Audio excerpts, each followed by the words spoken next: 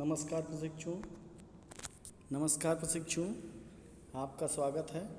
आज हम आपके लिए लेकर आए हैं बहुत ही सरल शब्दों में बाल अधिकार की पाठ्यवस्तु अर्थात बालकों के मूल अधिकार जिसकी घोषणा संयुक्त राष्ट्र संघ ने 20 नवंबर 1989 यानी 1989 में की थी।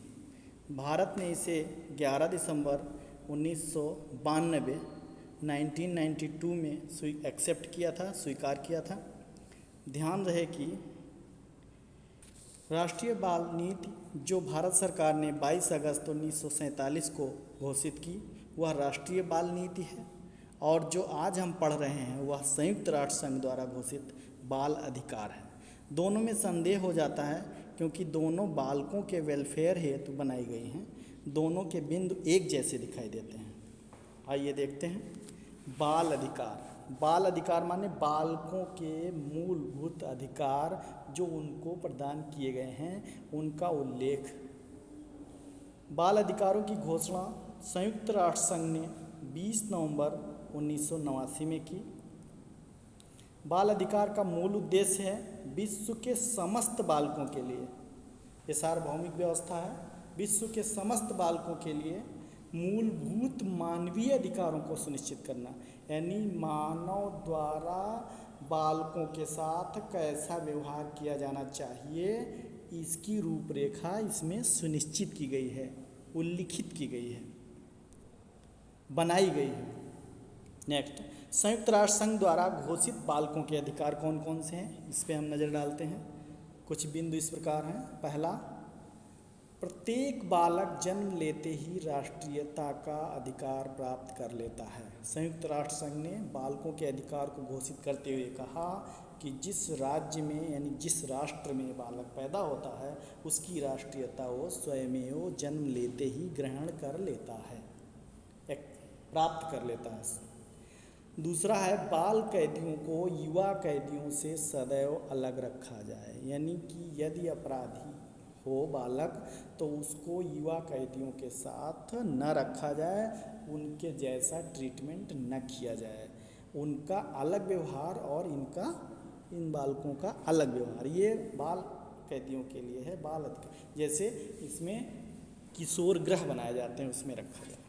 नेक्स्ट, तीसरा है, 18 वर्ष से कम आयु के बालकों को उनके द्वारा अपराध करने पर, बालकों को यदि 18 वर्ष से कम हैं तो उनके द्वारा अपराध करने पर आर्थिक दंड या कारावास की सज़ा न दी जाए, यानी आर्थिक दंड नहीं दे सकते हैं उनको और कारावास की सज़ा भी नहीं दे सकते हैं। इनके लिए वही किशोर गृह की व्यवस्था होती है और वहाँ उनको शिक्षा दीक्षा के साथ पनिशमेंट दिया जाता है, उनको समाज से अलग करने के लिए किया जाता है।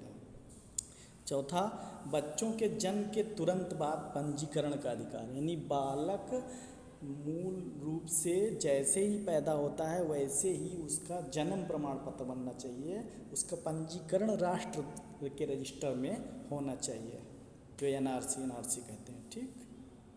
नेक्स्ट है पांचवा, प्रत्येक राज्य को बालकों के जीवन की सुरक्षा और उसका विकास की दिशा में प्रभावी कदम उठाने चाहिए। प्रत्येक राज्य माने संयुक्त राष्ट्र संघ द्वारा कहा गया है, तो राज्य का मतलब होता है प्रत्येक राष्ट्र, जो 250 से अधिक देश हैं उनके बारे में, कि प्रत्येक राज्य को बालकों के जीवन की सुरक्षा और उनका विकास की दिशा में प्रभावी कदम उठाए जाने चाहिए, यानी बालकों के लिए महत्वपूर्ण कदम उठाने जाने चाहिए जो प्रभावी हों, यानी कि जो लागू हों, केवल कागजों में न हो, जो क्रियान्वित हो रहे हों, जिनका असर दिखाई दे, यही प्रभावी होता है। नेक्स्ट, छठा बिंदु है, राज्य की कोई भी कल्याणकारी संस्था या निकाय में बालकों के बारे में सर्वप्रथम उनके हितों को ध्यान में रखा जाना चाहिए, यानी किसी भी कल्याणकारी संस्था में या किसी निकाय में बालकों के बारे में यदि उनसे उनका कोई संबंध है उस संस्था या निकाय से, तो उनके हितों का सबसे पहले ध्यान रखा जाना चाहिए। नेक्स्ट, सातवां, बालकों को शोषण, खतरनाक